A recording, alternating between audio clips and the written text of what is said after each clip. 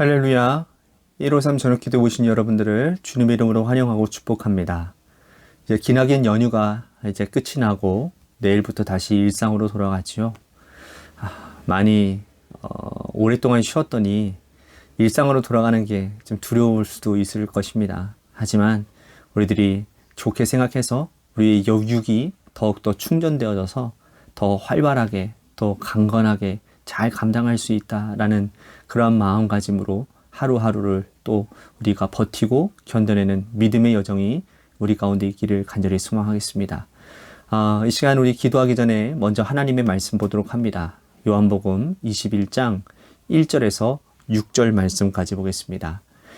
요한복음 21장 1절에서 6절 말씀입니다. 우리 같이 한 목소리로 다 함께 봉독하도록 합니다. 시작. 그 후에 예수께서 디베랴 호수에서 또 제자들에게 자기를 나타내셨으니 나타내신 일은 이러하니라.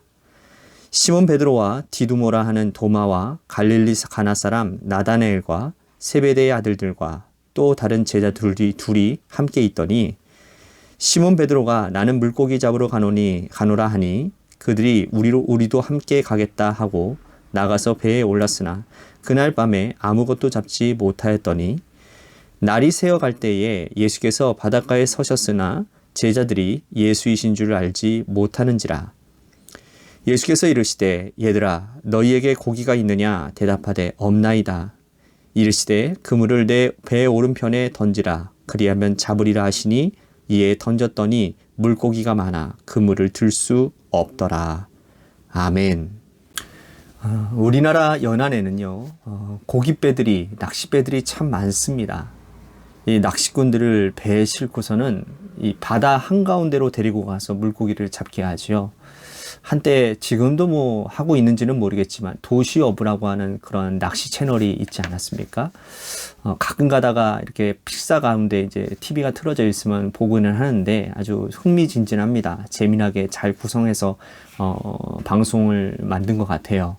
어쨌든 간에 먼 바다까지 배 한 척을 이끌고 거기에서 낚시꾼들이 낚시를 합니다. 그럴 때에는 공짜로 그 배를 빌려주지 않겠죠. 그 대가로 개인당 비용을 아마 받을 것입니다. 한 번도 이 바다 낚시를 해본 적이 없는 사람도 선장이 시키는 대로 하면 고기를 잡을 수 있다고 해요. 선장은 이 날씨에 따라 그리고 조수의 흐름에 따라 또 계절에 따라 물고기가 어디에 많이 모여 있는지 또 그 프로그램에 보니까 어떤 기계로 이렇게 수심 어디에 어군들이 많이 형성되었다라고 막 선주가 얘기하는 모습을 보지 않습니까? 그 정도로 이렇게 선장이 잘 알고 있는 것이죠. 그러므로 그 선장이 인도하는 대로 가서 지도하는 대로 낚시를 하면 물고기를 잡게 된다라는 거예요.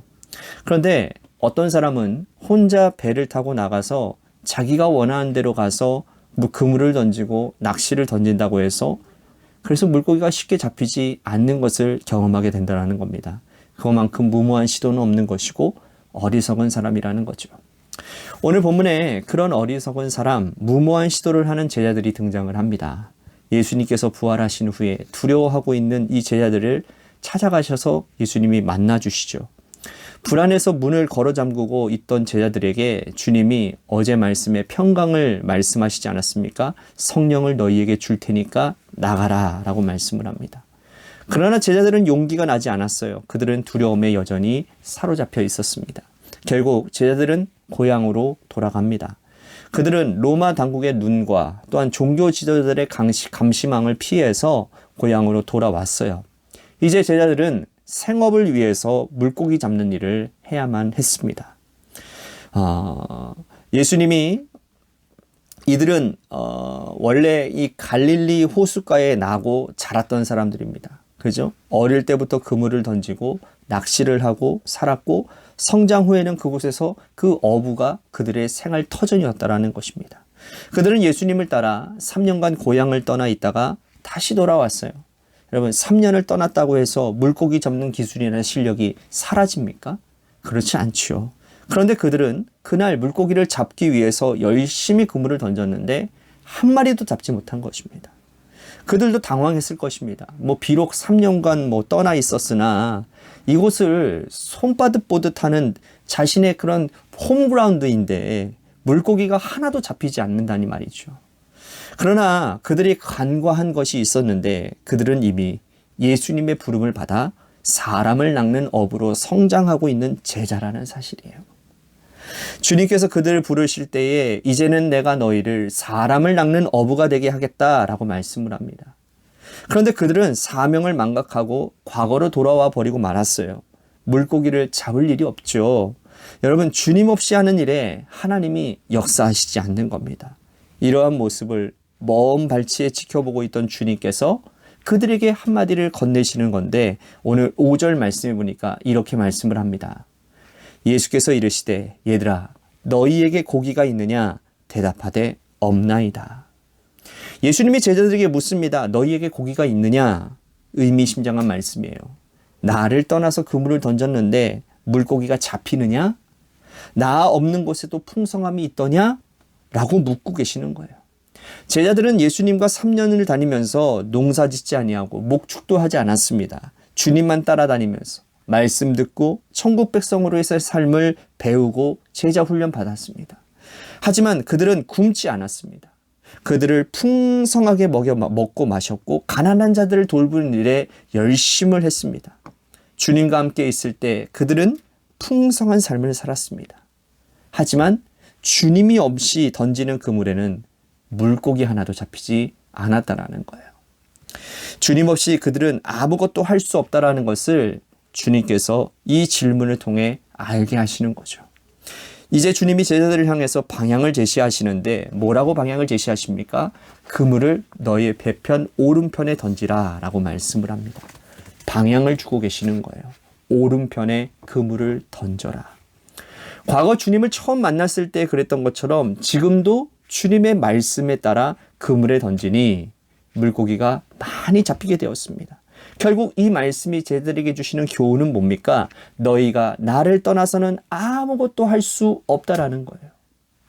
내가 이제 곧 아버지께로 올라갈 것인데 너희들은 내가 승천한 후에라도 내가 보내는 곳에 가야 하는 것이지, 내가 하라는 일에 해야 되는 것이지, 내가 부탁한 일을 해야 되는 것이지, 너의 인생의 그물에 물고기가 많이 잡히게 될 것이라고 주님 약속하고 계시는 거죠.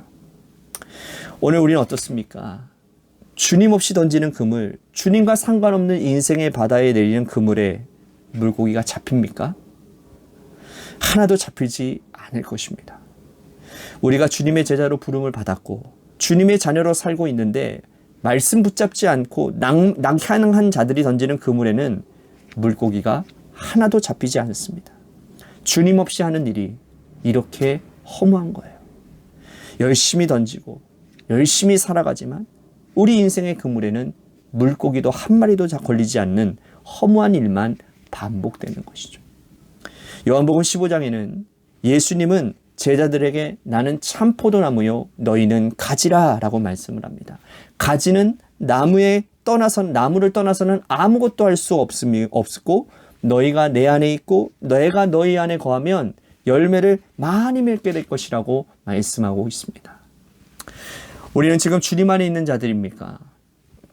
우리가 기도하는 이유는 방향을 찾기 위함이에요. 인생의 그물을 내리기 전에 하루의 첫 시간을 기도로 준비하고 하루의 마지막 시간을 이 시간 기도로 마무리하는 것은 주님께 나의 인생의 방향을 맡기는 겁니다. 여쭙는 겁니다. 주님께 방향을 묻고 주님이 원하시는 곳에 그물을 던져 물고기를 많이 잡는 풍성한 하나님의 백성이 되기를 간절히 바라는 마음으로 오늘 저와 여러분들이 이 자리에 있는 줄로 믿습니다. 예수님께서 오늘 우리들에게 방향을 제시하실 때에 그 방향을 따라 인생의 그물을 내려서 여러분들의 인생에 하나님으로 말미암은 주님으로 말미암은 풍성함을 경험하는 놀라운 은혜가 여러분들 가운데 있게 되기를 주님의 이름으로 간절히 축복하겠습니다. 오늘 말씀을 생각하면서 우리 같이 기도했으면 좋겠습니다. 하나님, 인생의 그물을 주님의 말씀 따라 던지겠습니다. 말씀 없이 그물을 던지는 허무한 일을 하지 않겠습니다. 오늘 말씀 생각하면서 우리 같이 기도했으면 좋겠습니다.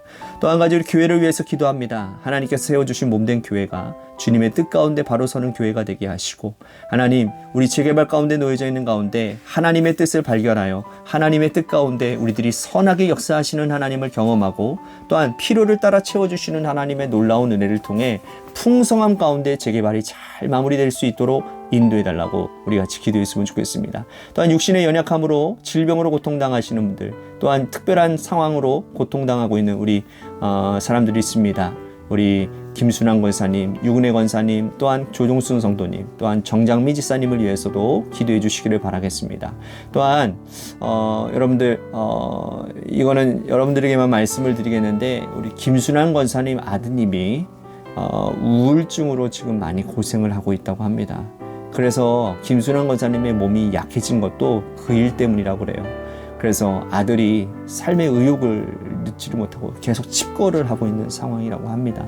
그러니 부모 입장에서 그 얼굴을 보니, 그 모습을 보니 입맛이 있겠습니까? 그래서 입맛이 없으니까 굶게 되고, 그래서 힘이 없으니까 목욕탕이나 그런 데서 넘어지셔서 이렇게 온몸에 멍자국이 있으시고 그러거든요. 아들의 회복을 위해서 특별히 여러분들 기도해 주시기를 바라겠습니다.